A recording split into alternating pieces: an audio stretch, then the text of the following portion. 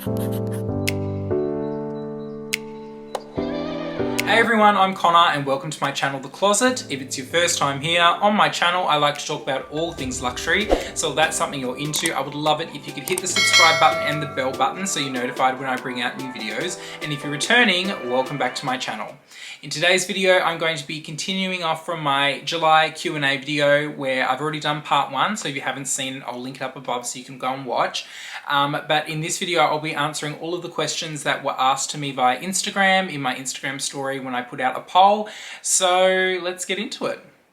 To start things off, I'm going to be answering a question from Leslie Adina. Hey Leslie, if you haven't followed her channel or subscribed to her channel on YouTube, I strongly recommend going and doing so. She has fantastic content, especially her vlogs. I live for her vlogs and honestly, they are incredible. So definitely go and subscribe to her channel. But her question is, in what ways do you feel you benefit from doing YouTube in your personal day-to-day life?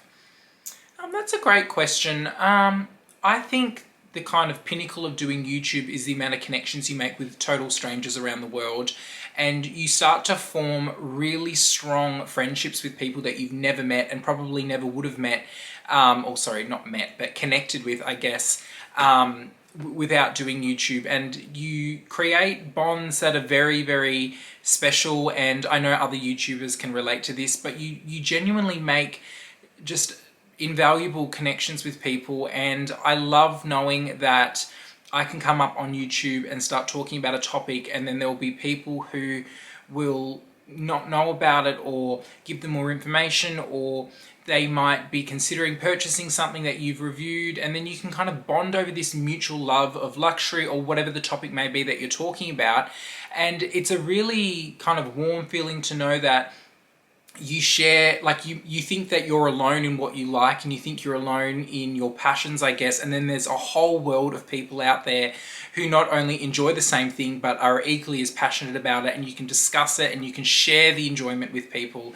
And I think that it's a really special thing to be able to have that. And 15 years ago, I guess, this kind of atmosphere or this kind of platform wasn't available, and it's really changed the way that we can connect. And it's 20-fold a blessing more than it is a curse. And I get so much good out of doing YouTube, and I love that I can form friendships with people, and honestly, that's the best part about it.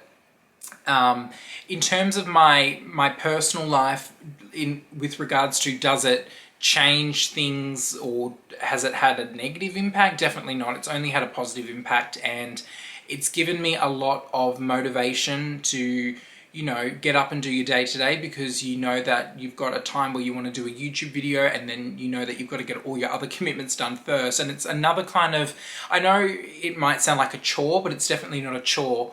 It's definitely a motivator, and it keeps you creative. It keeps you thinking about the next big thing or the next big thing you want to talk about and discuss. And it's a creative outlet, and it definitely has given me a lot of joy to know that I can make people entertained, I guess, or keep people wanting to know more about what I'm doing or whatever it may be. And I promise I don't mean that in a like ego way, but it honestly, I love that aspect of it. So that's a good question, Leslie. The next question is from Miss Storm Erin. Hey Erin, how are you? And her question is, which stores are you most keen to visit in Paris? That is a very good question, and I decided I'm going to do a separate video on all the kind of Paris related questions, because I was asked quite a lot of things about what I'm doing, what I had planned, shops, wish lists, going to Hermes, all of those things. So I'm going to do a separate video from that, because I don't want to just flood this with all of those questions. But I do have a lot of questions that were asked for me of that, so stay tuned for that video. If you haven't seen my Paris reveal going there video, I will link it up above so you can go and watch that. But yeah, I'm excited to film that because there's them too. The next question is from Mrs. Moose. Hey Jean, how are you? And her question is, what is your oldest luxury piece? My oldest luxury piece would be my first Hermes piece. It's a Hermes Click H bracelet. I got it in 2016 from the Hermes boutique on the Gold Coast, and I still have it. I remember, let me just get it. So it's in the palladium hardware, and it's in like this beautiful kind of bluey color, and honestly I love this bracelet. I remember when I got it, I felt like an absolute celebrity walking out of Hermes. I still have, you know, the bag and the ribbon and everything from it, and yeah, I absolutely love it. I will never get rid of this, and it's so pretty. The next question is from Dale from the YouTube channel Dale's Addiction, and she has asked, when are you taking me out again? Well, Dale, obviously you asked this question before yesterday, but we went out for lunch yesterday, so I guess that counts. If you haven't seen that vlog, I will link both Dale's video and my video above and in the description box, but it was definitely a memorable one. So I'm glad you asked me for lunch, Dale, because it was very, what's the French way of saying it? Très chic! The next question is from Shut Up Valerio, and he has said, what are great investment bags other than Hermes bags? That's a good question. Generally, not all Hermes bags hold value. Generally, it's only the like Burke and Constance or Kelly bag that traditionally hold their value. If you're talking about investment in the sense of you can purchase the bag at a retail price and then sell it for a profit just because of the features of the bag or the demand or whatever, definitely it's, I don't know, probably a lot of Chanel bags you can do that, especially when they're quite in demand and hyped, like the heart bag or, you know, the rose gold mini and things like that. Obviously they always fetch a really high price, but just traditionally speaking, it's not that easy to get a bag that will hold its value where you've had it for a few years and then you can sell it at either the current retail cost that the bag is selling for or recoup what you paid for it. But you're probably, if you're wanting to buy a bag and you're motivated by the fact that if you do want to sell it because it doesn't work out for you or it's just not what you want, I guess, you're probably safest to go with classic bags, and that would be anything from Chanel, I guess, that's in a neutral, you know, black or beige, or, you know, even light pinks in caviar leather, generally with gold hardware. Those kind of bags always maintain their value. Then in Louis Vuitton, traditional bags like Speedies and Pochette Métis and stuff in canvas, they always kind of maintain a good amount of value.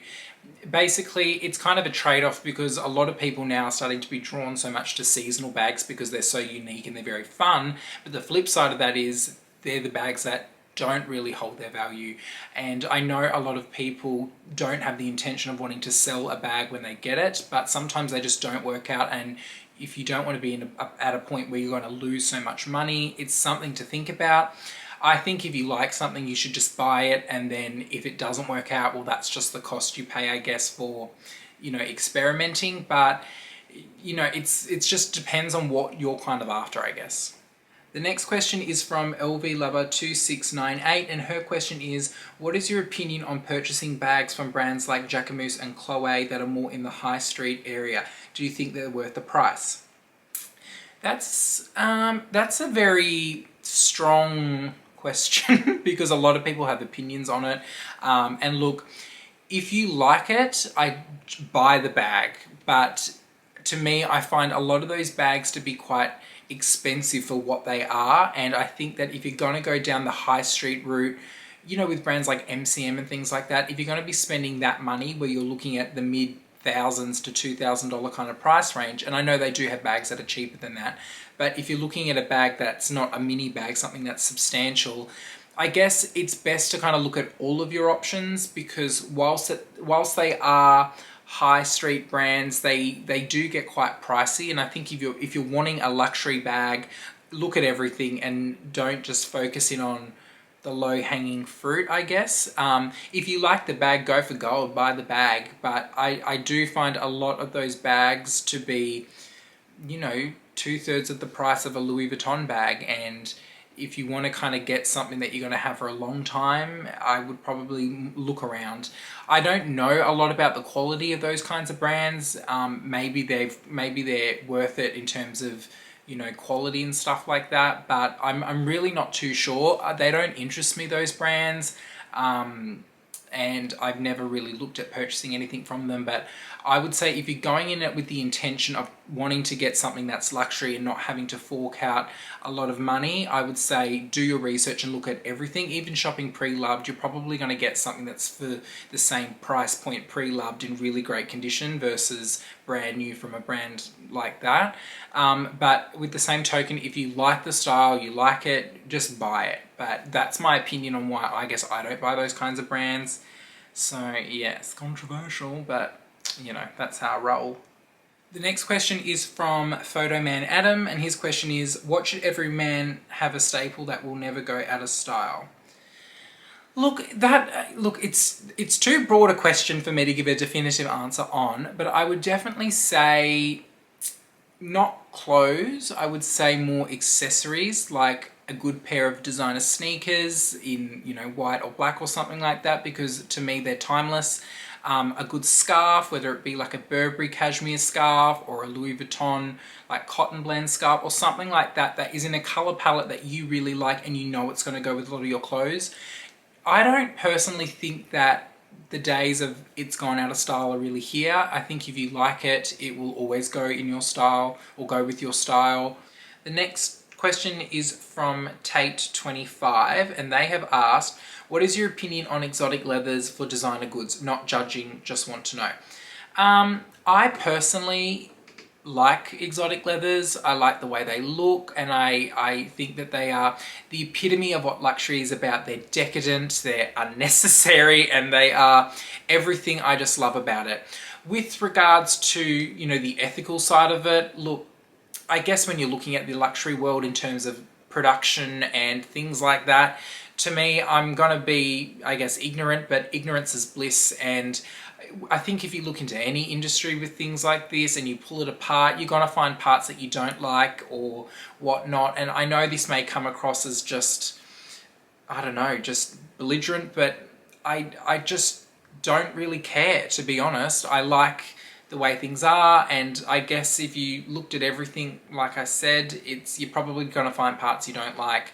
I do believe that when it comes to exotic leathers, there is a CITES certificate that is issued for them, which ensures that, you know, luxury houses aren't using animal skins from animals that are on the verge of extinction or whatnot. And there's obviously standards that are implemented to make sure that they're farmed correctly and things like that. So I do believe that there is a governing body that ensures that it's not, you know, completely inhumane. But I know that, you know, there's a lot of, you know, animal rights activists and stuff like that who think differently.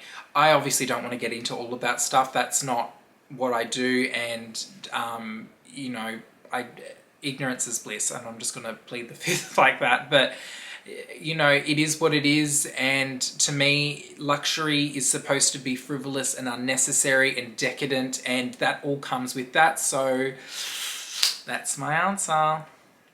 Okay, the next question is, when you buy bags, do you go in with the intention of buying for now or for the future in terms of style?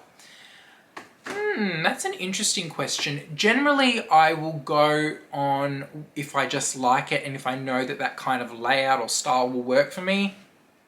I don't really think about whether it's going to date, but in saying that, a lot of bags that I like are pretty classic, I guess. So I don't really go for things that are trendy or whatnot, but I think, you know, if you bought it at one point, generally you're going to like it for a very long time. And if it's, you know, if you buy for the trend, then you're more likely to be selling it quicker than you would anyway. So I don't really think about that, but I probably will now. But you know, at the end of the day, if you had to sell the bag, it's not going to kill you. So I don't know if that's a good answer or not, but I don't think about it. And the last question was sent in two questions because it couldn't fit on the one thingy on the Instagram story thing. And they've said, I'm new to your channel. I've always wondered how younger people are affording luxury goods. I don't mean to offend, but I'm curious as I didn't start purchasing luxury until my late 40s. Look, that's a great question. And I think it's just a generational thing where I guess people in my generation are a lot more savvy. And I don't mean that to say that people in other generations aren't savvy, but it seems to be a common trend, I guess, where people in my generation don't accept their main job as one source of income. They're a lot more savvy, I guess, and lots of people have side hustles that are my age. I'm definitely not the only one, and it seems to be like, well, what I'm earning from my current, like my full-time job, isn't supporting the lifestyle I want, so I'm going to find funds elsewhere, I guess. And look, that's generally speaking, but I just feel like, we're very kind of savvy. I afford luxury goods because I have multiple sources of income, and that allows me to buy the things that I like. I don't have kids, I don't have anything, it's just me, so I've created a lifestyle where I can go in and buy the things that I like to buy.